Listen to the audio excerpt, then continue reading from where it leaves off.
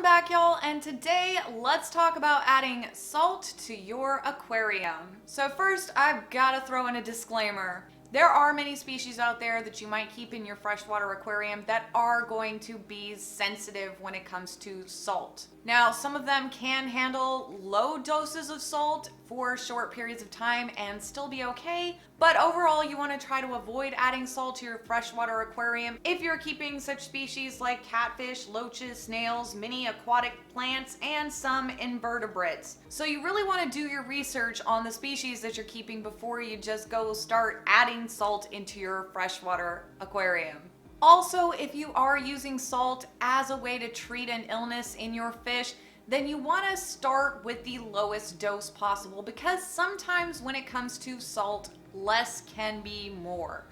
Now, this is something that can take a little while to start seeing results, so you will need to have some patience. Now, when you are dosing salt, you also want to keep in mind that a finer grain salt is going to dissolve much more quickly in the water as opposed to a more coarse rock salt type. When adding salt to your aquarium, it's very important to know that salt does not evaporate from the tank, and it will not be removed through filtration. Salt can only be removed from that tank with water changes. So after your initial dose of salt into your aquarium, if you're continuing to dose your tank, you will only be adding the amount of salt based on how much water you're adding back into the aquarium. You're not going to be adding salt for the full volume of water of the entire aquarium every time you do a water change. Like I said, salt is not going to be leaving the aquarium unless you are doing water changes. The only way the salt is going to leave the tank is if you are removing the salt with the water changes. Another important thing to keep in mind is when you are adding salt into your aquarium,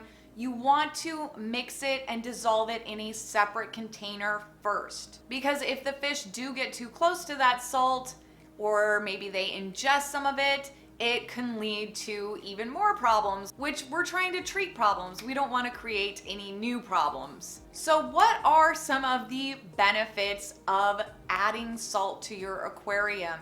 Now, adding salt to the aquarium, unless you're dealing with live bearers, doesn't really need to be a part of your regular maintenance routine.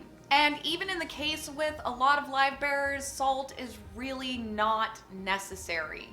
But there are a ton of benefits when it comes to treating illnesses. Salt can be an excellent product to help with the treatment of bacterial, fungal, and parasitic infections. Some people will use it in conjunction with medication, while others will use it instead of medications. One of the nicest things about salt is how readily available it is and how low the cost is compared to many of the medications that are available out there. There are so many people in the hobby who prefer to only use medications as a last resort and wish to use a more natural approach whenever possible. Now, I myself am this way too. I prefer to try to use more natural remedies before I bring in harsh chemical treatments and medications that might do more harm than good to my fish. And a lot of these illnesses, if they are caught early enough, can be treated very, very easily with things like salt. Now, another very important thing to keep note of is that not all salts are equal. There are a lot of different types of salts that are available, but the most common salts that are going to be used in the hobby are sodium chloride, also known as aquarium salt, and magnesium sulfate, that is also known as Epsom salt. Aquarium salt or sodium chloride can help with replenishing electrolytes, assist with gill function, and is a common treatment for parasites, fungal infections, and bacterial infections. Whereas Epsom salt or magnesium sulfate acts as a mild laxative and muscle relaxant, which is often used for fish that are egg-bound, have swim bladder problems, dropsy, or are experiencing digestive problems. When you're purchasing Epsom salt, you want to be really careful to make sure that you get plain, simple Epsom salt, as you would not want to accidentally use something like a lavender Epsom salt in your aquarium. There are a lot of Epsom salts out there that they will add things like lavender or tea tree oil and such, because they are used often for us as bath soaks that we can relax in, which is great, but we don't really want those additives in our fish tanks. There are many other types of salt that are available out there, but some can contain minerals or additives that might not be safe for your fish,